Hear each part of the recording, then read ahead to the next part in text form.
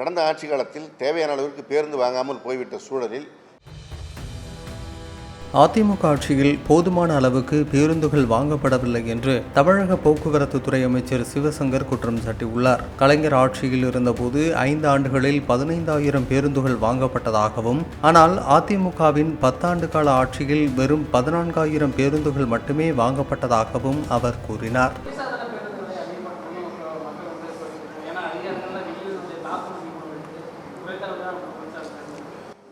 மக்களுடைய கோரிக்கை உண்மைதான். ஆனால் கடந்த ஆட்சி காலத்தில் தேவையான அளவிற்கு பேருந்து வாங்காமல் போய்விட்ட சூழலில் இப்பொழுது நாம் வாங்குகின்ற பேருந்துகள் பழைய பேருந்துகளை மாற்றி புதிய பேருந்துகளை இயக்க வேண்டிய சூழலில் இருக்கிறோம். முதலில் அடிப்படையான அந்த வசதி நிறைவேற்றப்பட வேண்டியிருக்கிறது.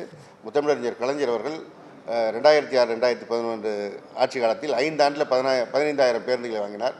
அதிமுக ஆட்சி காலத்தில் 10 ஆண்டுகளில் 14,000 பேருந்துகள் தான் வாங்கினாங்க. அவங்க இன்னும் கூடுதலாக பேருந்து வாங்கியிருந்தால் இந்த சிரமம் வந்திருக்காது. பழைய பேருந்துகளை உடனடியாக மாற்ற வேண்டிய சூழல். இப்பொழுது கிட்டத்தட்ட 3,500 பேருந்துகள் பழைய பேருந்துகளை மாற்றி புதிய பேருந்துகள் வழித்தடத்தில் இயக்கப்பட்டு கொண்டிருக்கிறது.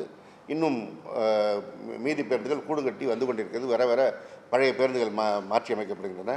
இந்த அடிப்படை வசதி பூர்த்தி செய்த பிறகு குளிர்சாதன பேருந்துகள் வாங்குவதற்கும் நடவடிக்கை எடுக்கப்படும்.